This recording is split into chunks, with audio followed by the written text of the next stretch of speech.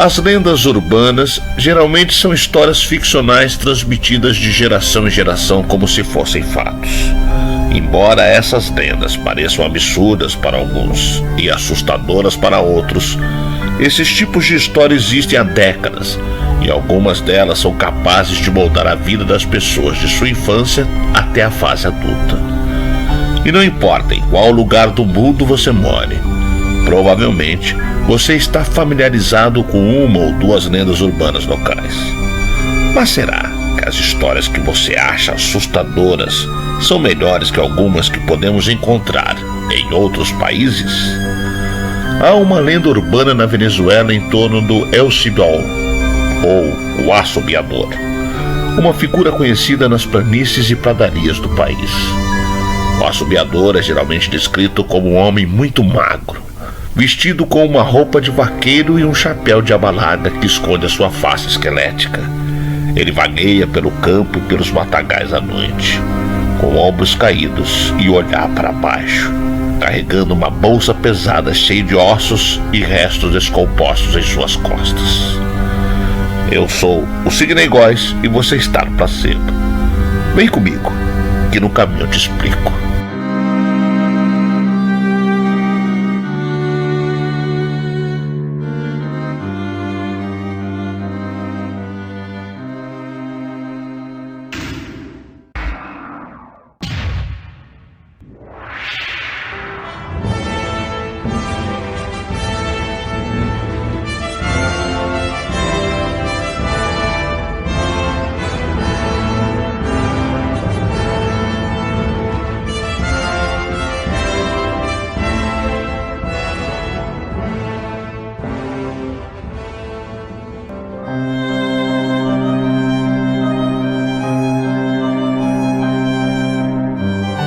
Nas planícies da Colômbia e principalmente da Venezuela, existe uma lenda de um espectro amaldiçoado que, depois de matar seu pai, vagueia por lá desde os tempos antigos.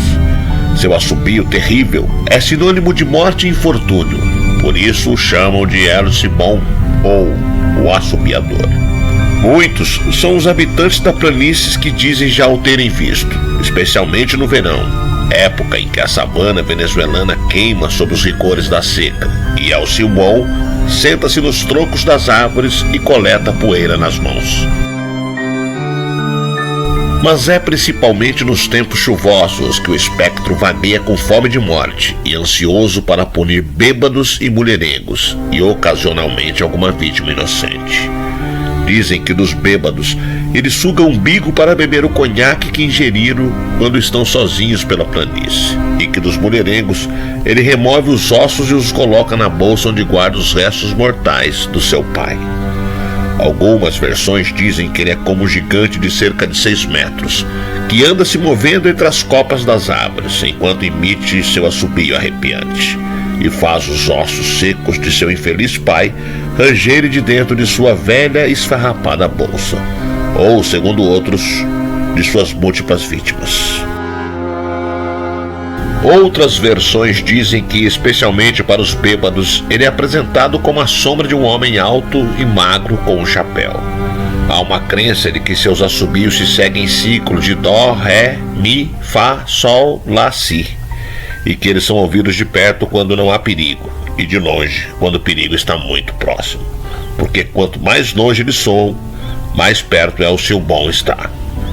Alguns pensam que ouvir o assobio dele é o prenúncio da própria morte, que pode ser ouvido em qualquer lugar e a qualquer hora, e que, se você ouvir longe, não terá outra salvação senão o latido de um cachorro, ou para outros mais otimistas também o aje, uma fruta vermelha e muito apimentada que é usada como condimento. Dizem que em certas noites El Cibol pode aparecer perto de uma casa, deixando a bolsa no chão e contando os ossos um a um. Se uma ou mais pessoas ouvirem, nada acontecerá. Se ninguém ouvir, ao amanhecer, um membro da família nunca mais acordará. Nas planícies orientais da Colômbia, eles acreditam que ele é a alma errante de um mulherengo festeiro que morreu em solidão. As pessoas afirmam que ele procura a companhia de alguém que naquela hora da noite ousa cavalgar pelas planícies. Mas essa versão gentil é uma exceção, porque, também na Colômbia, outros dizem que o assobiador persegue mulheres grávidas, que seu apito penetra nos ouvidos e infunde o frio, que se alguém o ouve em tom agudo, ele prevê a morte de uma mulher, enquanto que, se parecer grave, prediz o de um homem. De qualquer forma, essa mulher ou homem geralmente é alguém que você conhece que ouviu o assobio. A lenda de El Silbón nasceu em meados do século XIX nas planícies de Guanarito, um município do estado de La Portuguesa, na Venezuela. Mais tarde, a lenda migrou para as planícies de Cojedes e Barinas e hoje é encontrada em certas áreas da planície colombiana. Na primeira versão, um certo jovem descobriu que algo estranho estava acontecendo entre sua esposa e seu pai. Alguns dizem que o pai a espancou, mas geralmente se diz que ele a estuprou e que quando seu filho o encontrou cometendo o crime, ele apenas se justificou dizendo: "Eu fiz isso porque ela é uma mulher fácil." Então a raiva do jovem foi desencadeada e os dois começaram um combate corpo a corpo, atingindo-o no meio da luta com um pedaço de madeira e sufocando seu pai, que estava caído ao chão após o golpe, segurando-o ferozmente até que ele parou de respirar. O avô, que ouvira a briga inteira, pois estava por perto, correu para ver o que estava acontecendo e encontrou o atroz parricídio. Chocado, ele jurou que puniria o jovem, que sendo de sua própria carne e sangue, ousou matar aquele que lhe deu a vida. Assim, pouco tempo depois, ele se certificou que o assassino estivesse preso, dando-lhe uma chuva de chicotadas. Após isso, ele esfregou pimenta em suas feridas e jogou o cachorro tureco para persegui-lo. Segundo a lenda, o espírito do cão o assombrará até o fim dos tempos. Já na segunda versão, El Silbón era um jovem caprichoso e mimado. Todos faziam de tudo para agradá-lo. Um dia, ele quis comer assado de veado, feito com o fígado, coração e pulmão do animal, e seu pai imediatamente foi caçar um cervo. Mas eis que o pai teve um péssimo dia de caça, e depois de voltar de mãos vazias, deu de encontro com a raiva do filho, que saiu do controle, matou o pai e retirou as melhores partes do corpo para poder assar. Depois disso, entregou as partes à mãe, que nada sabia do assassinato. A última parte não amolecia de jeito nenhum como de costume. Assim ela suspeitou do filho e contou para o avô dele. Depois de descobrir o crime, o jovem foi amaldiçoado por seu avô e pelo seu irmão, e segundo alguns também por sua mãe, que o amarraram, chicotearam as costas, esfregaram pimenta nas feridas, expulsaram-no violentamente de casa e lançaram o cachorro tureco para persegui-lo. Na terceira versão, dizem que El Silbón era um garoto mimado, um jovem que cresceu com excessos de liberdade, que na adolescência saiu de casa simplesmente porque queria ver o mundo e fazer o que quisesse. Fora de casa, El Silbón levou uma vida libertina em festas. Excesso de álcool e sexo desenfreado e promíscuo estavam na ordem do dia. Como ele era violento, eles dizem que ele matou várias pessoas e que por isso esteve muitas vezes na prisão. Não se sabe como ele saiu tão rápido. Mas finalmente El Silbón se cansou de todos os golpes e maus tratos que os excessos de sua vida briguenta e libertina lhe custaram, pelo qual um dia ele retornou ao rancho de seus pais e lá, apesar de todos os seus feitos atrozes, foi recebido com alegria e carinho. Depois de alguns dias, ele convidou seu pai para caçar, e quando estava um pouco mais no fundo da floresta, depois que o menino havia guiado o pai por um longo tempo, encontraram uma árvore fina e torta que bloqueava seu caminho. O seguinte diálogo surgiu entre o filho e o pai: "Pai, por que você não ajeita essa árvore? Está atravessando a estrada.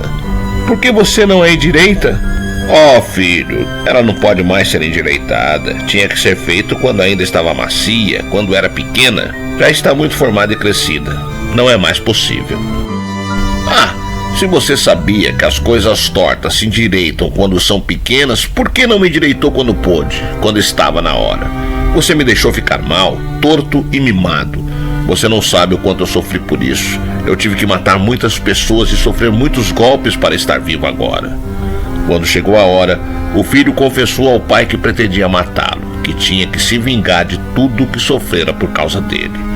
Então, sem lhe dar tempo para fugir, ele o agarrou pelo pescoço, o esfaqueou e tirou as partes, fígado, coração e pulmão, com os quais o assado é feito. Então ele deixou o corpo deitado e foi para casa com as partes de seu pai para que a mãe fizesse um assado. No entanto, a mãe percebeu o crime e enraiveceu-se, o amaldiçoou e junto com o irmão e o avô amarraram-no, arrancaram a pele das costas e esfregaram pimenta. O exilaram para sempre de casa e mandaram o cão Tureco para persegui-lo, amaldiçoando-o de que ele estaria vagando e não teria descanso, porque ouvira o cachorro latindo toda vez que ele parasse para descansar. Mas e você? Em qual versão do Elcio Bom ou Assobiador acredita?